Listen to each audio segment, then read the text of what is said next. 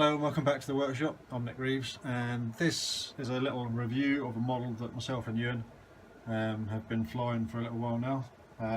It's the HillyB, designed by the infamous Steve Holland.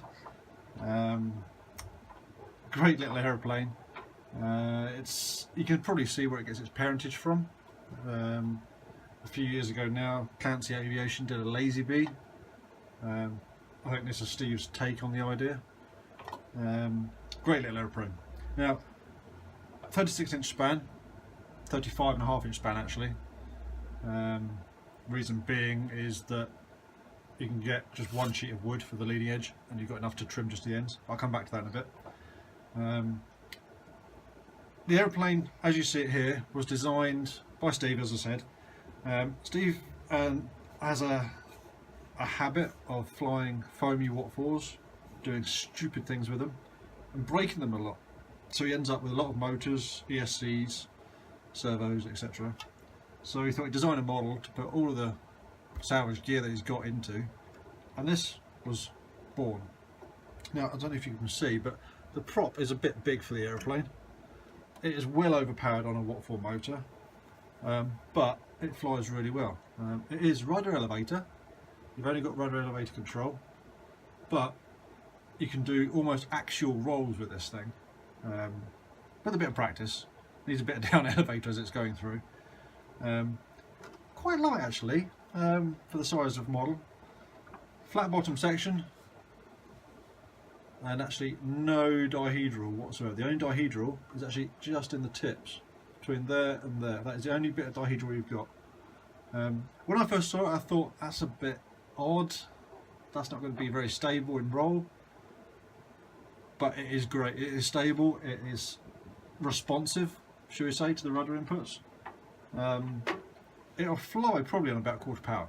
So you've got this one. It's got the uprated watt-4 replacement watt-4 motor from Hobby King. I'll put the full links in the bottom. But it's the 35-36-9 910 kV motor. The prop on here currently is 11.7, which is standard on the foamy watt-4. Takes a 2200, whatever the standard battery is for the foamy watt-4, 2200 3S LiPo. You could put a lot less power into it. It doesn't need all this power, so you could fly it on probably half the wattage, make it lighter, so on and so forth. We just built it as standard. We actually got these two. We've got this one, and Abel, assistant in the corner here, has got the other one. We got these before they actually released as a kit, because I saw them. I said to Steve, I want one of them.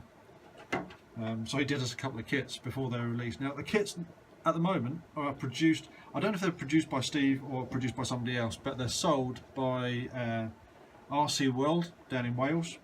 Again, I'll put a link at the bottom.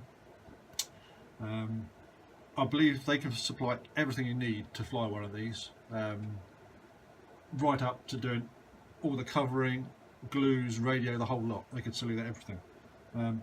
Tell Martin I sent you. Great guy, knows what he's talking about, always happy to help. So yeah, these are the HillyBs. Very, very simple to build.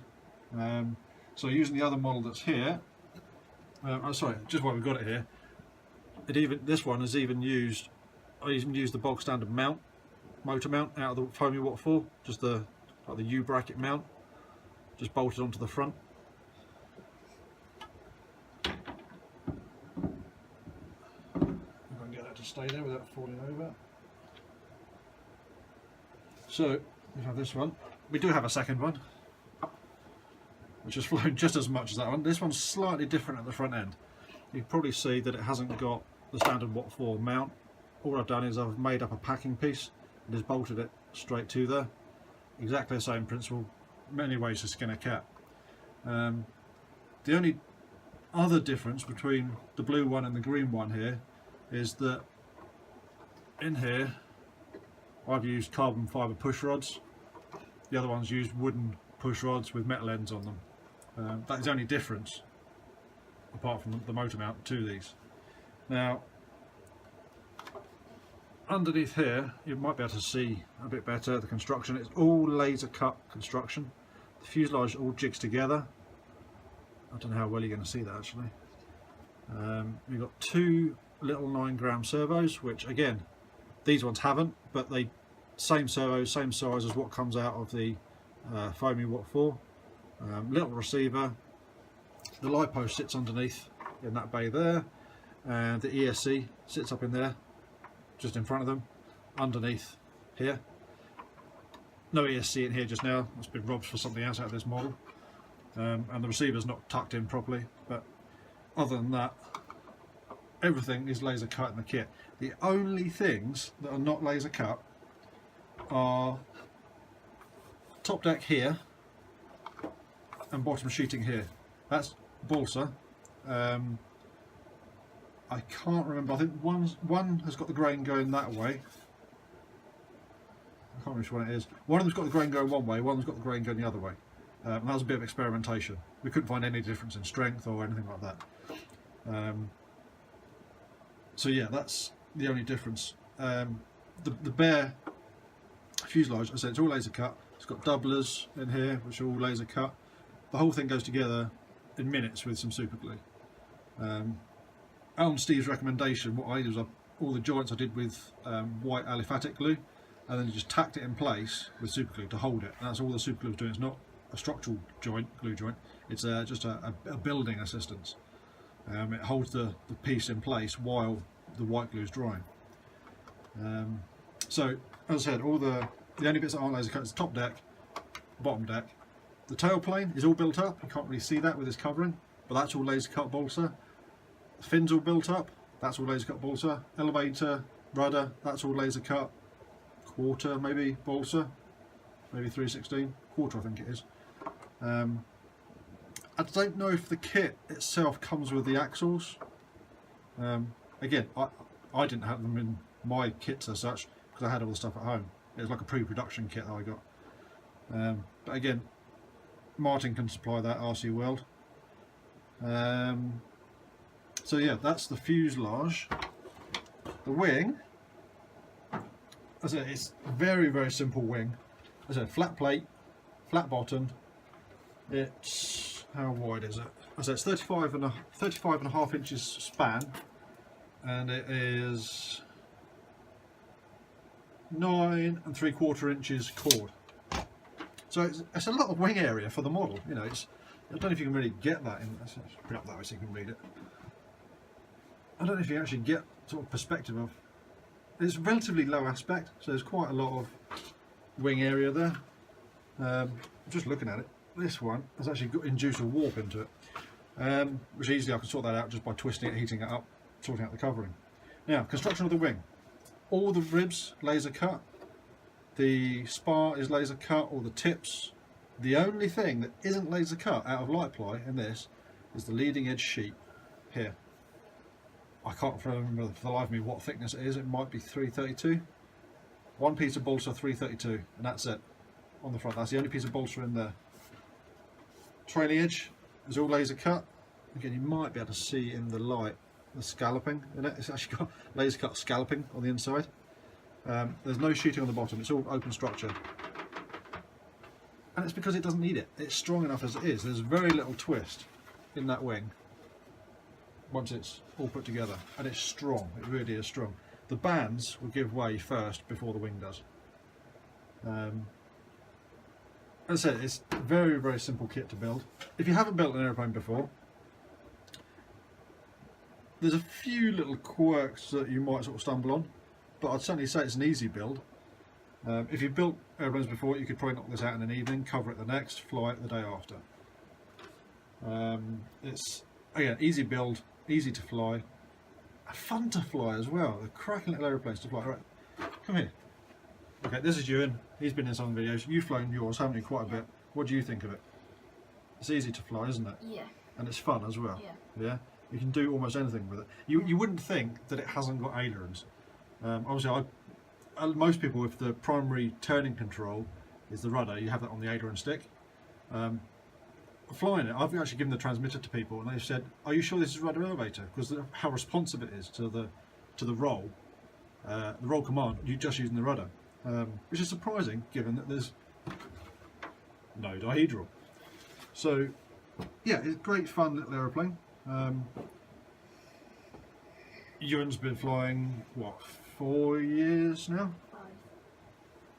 Nearly 5 years, and he's only, well, he's not even 10 yet. I'd say almost anybody can fly one. They are easy. As I said, they're a little quirky to fly. They're quite fast as well, or they can be quite fast. On full power on this setup, it's faster than a foamy Watt 4, but you can slow them right down. The only problem I found when you slow them down is obviously the rudder authority reduces, so you have to kind of preempt a little bit your turning and where you want to turn. So for landing, you've got to be quite hot on the rudder to keep it straight, keep it where you want to be. But we've flown these in howling gales, you know, and it's fun, to put it mildly, in a howling gale, but they fly in them. They cope with it. Duration on a 2200, half an hour if you want, because you don't use full power all the time. I can't really say much more on them. They're just great little aeroplanes. Easy to build, fun to fly. You can keep them in the car fully rigged if you wanted. So yeah, that's a mini review of these Hilly Bs. I've seen quite a few different incarnations of these. They're open to a lot of customization, shall we say. I've seen one done as the Red Barons colour scheme. I've seen one done as a World War One fighter colour scheme, German colour schemes, Spitfire colour schemes. People have even modified the tail end shape just to give it their own twist. We have pondered the idea, me and Ewan, pondered the idea of actually putting a little glow engine in the front. I think somebody's already done it, but I'm not sure. So if somebody's already put a glow in the front, what we might do is modify a fuselage to actually take a little diesel engine.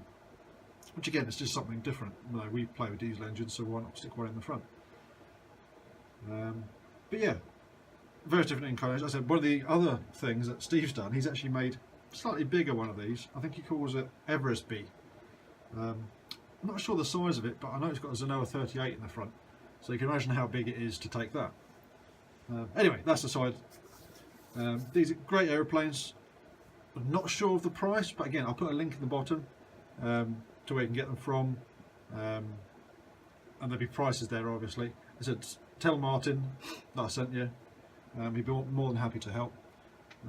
If you like this sort of thing, give us a thumbs up, and again, in the bottom corner down there somewhere there's a subscribe button, and next to that, when you subscribe, there's a little bell. If you tick that as well, you'll get notifications when I put a new video up. So for now, I'll catch you again soon.